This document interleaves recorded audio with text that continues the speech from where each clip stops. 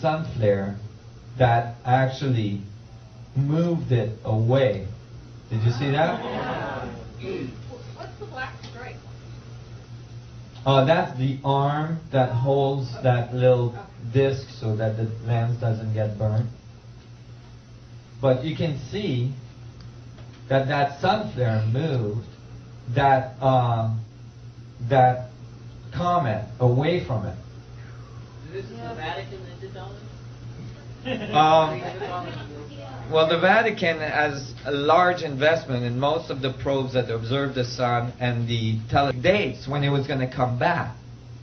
Well, they missed by 2 weeks.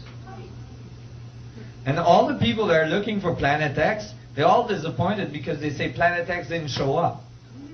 They didn't notice a comet twice the size of Jupiter showed up. The comet was 2 weeks in advance from the Sumerian text, but hey, on a 10,000-year prediction, I think that's pretty dang good. Right? It's a quarter-inch off. Yeah, exactly. Was it observable from It was. the planet? Yeah, it was observable from the west coast here very early in the morning, at sunrise, I believe. What month? February, yeah. Of 2003? Yeah, last winter. And here's the map when I updated it, and it showed the comets. And there was 2 comets that went by, one after the other. Now let me play this in slow-mo. This first comet came by, which is already enormous. And then this one. Check this out. Are they in the same orbital plane? No. They're on an angle coming in. Right, so it's not quite as bad as it looks. Yeah. However, the gravitational field of an object that big going inside the Mercury orbit should have pulled Mercury right into the sun. And look at the tail. When it's at the sun, the tail is still in the Earth's orbit.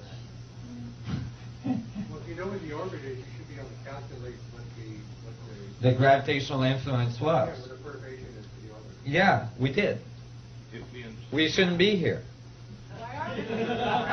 Why are we The here? orb did it, it didn't snap back, that means it's still moving. For me? The orbit of the Earth, you know, I mean, if you're saying that it changed the orbit of the Earth, then it's changed. Oh, it didn't. Because if it did change the orbit of the Earth, it would have the calculation showed that it would have changed it significantly. And a significant change in our orbit would have generated tidal waves and all sorts of events on the surface of the planet that we didn't see. Well, not necessarily. Well, mostly necessarily, A yes. small change over time would be a big change, or a small change in a short time. It wouldn't be a small change. It would be a large change, including Mercury going into the sun behind the comet. You know? You're talking a huge gravitational field here. Extremely large. I believe that we were given another chance.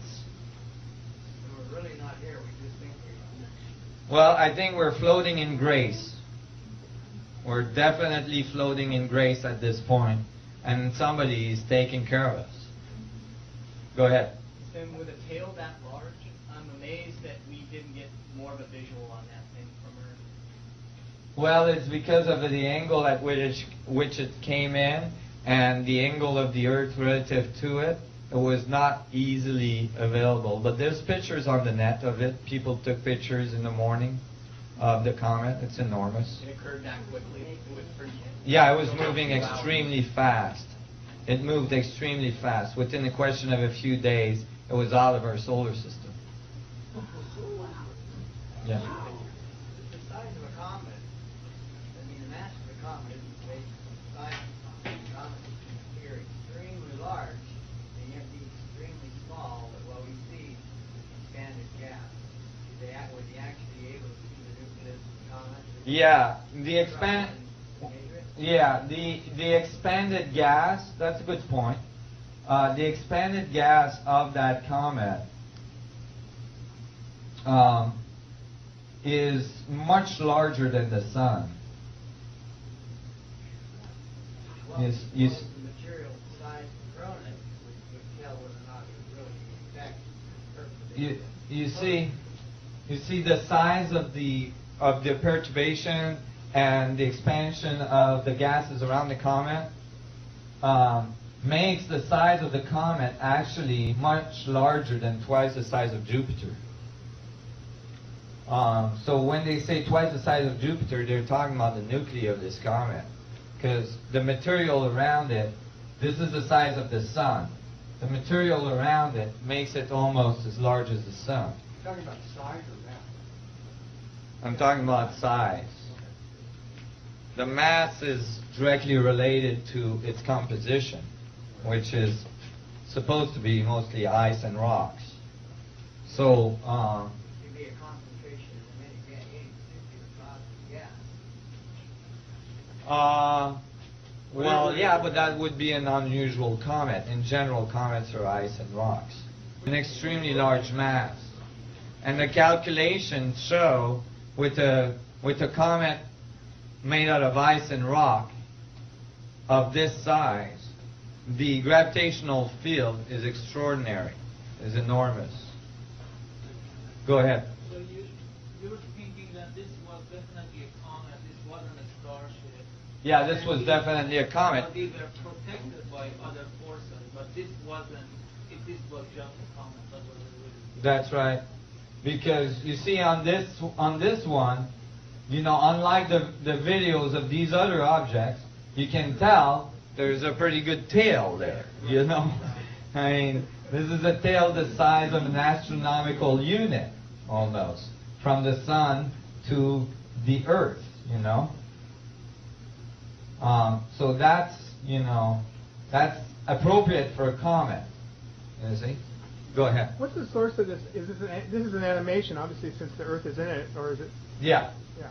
Yeah, this is a program that gives you the activities that are going on in the solar system. But it's based on measurements. Yeah, it's all absolutely accurate to what's going on out there. At least some of the stuff that's released by NASA, in any case. That's actual footage, right?